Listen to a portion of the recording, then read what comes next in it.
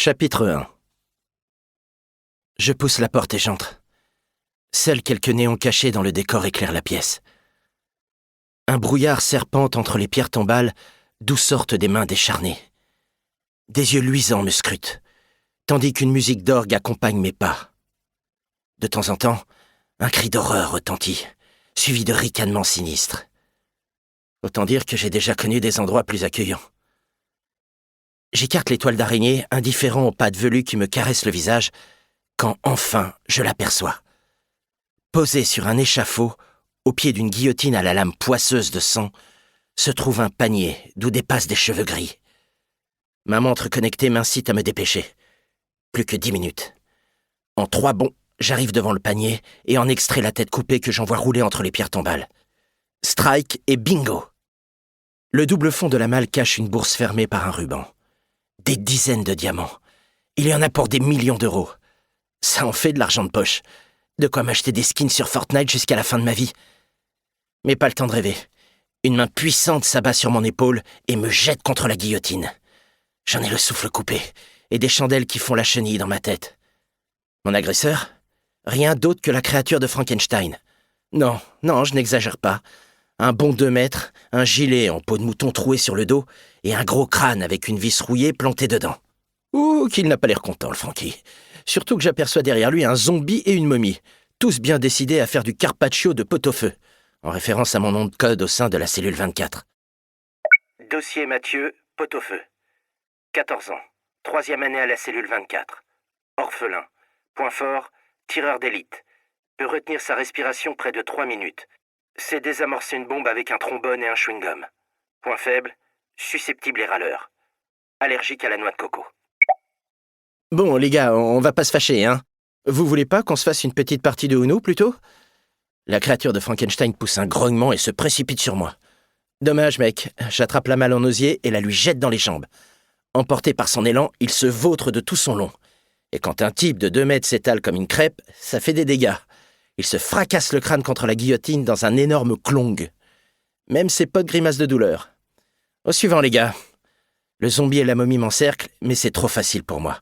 Je plonge entre les jambes de la momie, attrape le bout de sa bandelette au passage, me relève et tire d'un coup sec. Oh, la belle toupie.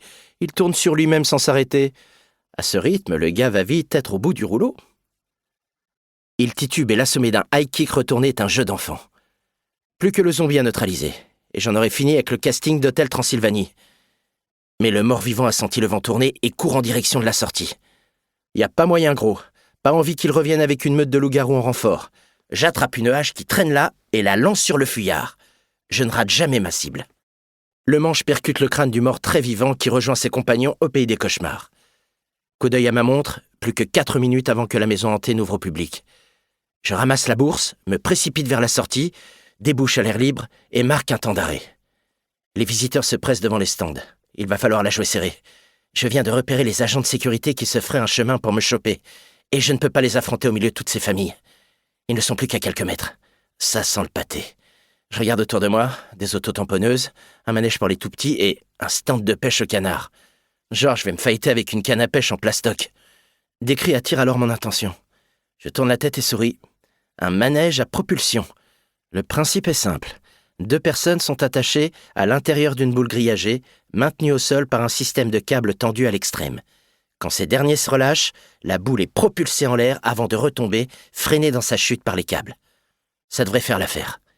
Je joue des coudes pour gagner le stand, tout en murmurant dans le micro caché dans la doublure de ma veste « Fastball Special !» À l'intérieur de la boule, 2 jeunes filles viennent de se sangler et s'agrippent à leur ceinture, leur visage marqué par la peur et l'excitation. Au-dessus de la rampe de lancement, dans une débauche de lumière et de fumée, un compte à rebours annonce le temps restant avant le décollage de la boule. 12 secondes. Pardon, excusez-moi, pardon. J'essaie de me faufiler tout en gardant un œil sur les gorilles qui me collent aux fesses. 10 secondes. Hé, à la queue comme tout le monde, espèce de petit... Hey!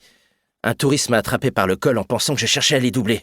Dommage pour lui, je me libère d'une clé de main et arrive enfin devant le portillon. 8 secondes.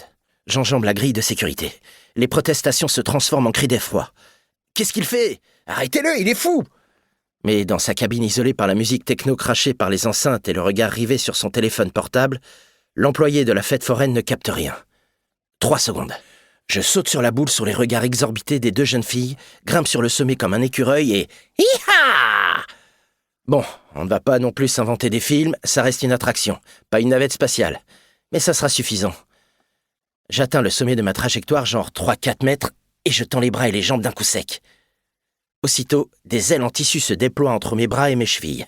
Me voici transformé en best jumper. Je plane au-dessus des grilles, direction le parking. Mais la distance avec le sol se rapproche dangereusement. Dans un dernier mouvement, j'amorce ma descente vers un camping-car. Gare à l'impact. Heureusement, une trappe s'ouvre sur le toit. Je m'engouffre à l'intérieur et me réceptionne sans trop de mal sur une couchette. Une pression sur un bouton et ma combinaison se rétracte dans mon jogging. On démarre! Le camping-car sort du parking et après quelques kilomètres rejoint l'autoroute. Là, il place une accélération ébouriffante qui me colle à la cloison. Nous roulons à tombeau ouvert pendant près d'une heure sans échanger un mot. Ce n'est qu'une fois la frontière passée que nous nous arrêtons sur une aire d'autoroute. La conductrice se retourne enfin vers moi. « Alors ?» Le regard dur de Brocoli me fixe à travers ses grosses lunettes. Elle a l'air d'une vieille grenouille ridée. Je lui tends la bourse remplie de diamants, elle claque la langue de satisfaction. « J'en conclus que la mission est remplie. » Yes, j'ai les diamants et j'ai téléchargé sur un serveur sécurisé tous les documents concernant le réseau mafieux. En réalité, ce parc d'attractions belge est géré par des gangsters de la pire espèce et n'existe que pour blanchir de l'argent sale et procéder à des échanges de marchandises illégales. C'est pourquoi la cellule 24 y a envoyé un de ses meilleurs agents d'infiltration, moi, Mathieu, nom de code, Pot-au-feu. Et ouais, je suis probablement le meilleur des ados espions. « Bien, » reprend Brocoli. « Je suppose que tu n'es pas trop fatigué par cette mission. » C'est une blague? Je viens juste de me coltiner une tripotée de monstres en combat rapproché, hein? Oui, bon, à part ce petit entraînement, tu as quand même profité de ta mission pour t'amuser dans un tas d'attractions et t'empiffrer de sucreries, pas vrai? Ok, j'avoue, je me suis gavé de churros. C'est bien ce qui me semblait, poursuit-elle. Du coup, on repasse par le QG pour un débrief et tu prends aussitôt l'avion. Quoi? Déjà? Mais on vient à peine de terminer cette infiltration. C'est une mission côte semelle, Pot-au-feu. J'ai besoin de toi en renfort sur place. Oh! Je pensais que les missions semelles étaient réservées aux espions adultes, mais c'est carrément génial! Une semelle, quoi! Je suis sûr que je vais prendre mon pied. La Lug Company. Prête à vivre une pure expérience? Il n'est jamais trop tôt pour se mettre à une langue étrangère. Nos camps linguistiques, Lug, proposent aux jeunes du monde entier une large sélection d'activités. Sport, évasion, méditation et apprentissage linguistique, dans plus de 20 pays. Les camps Lug sont des colos d'un genre totalement nouveau. En immersion totale dans la nature, nos jeunes bénéficient de tout le confort nécessaire pour un séjour inoubliable. Un vrai retour aux sources pour leur permettre de se redécouvrir. Pour continuer à écouter ce livre audio gratuitement, cliquez sur le lien dans la description et vous pourrez l'écouter en entier sans frais grâce à l'essai de 30 jours d'Audible.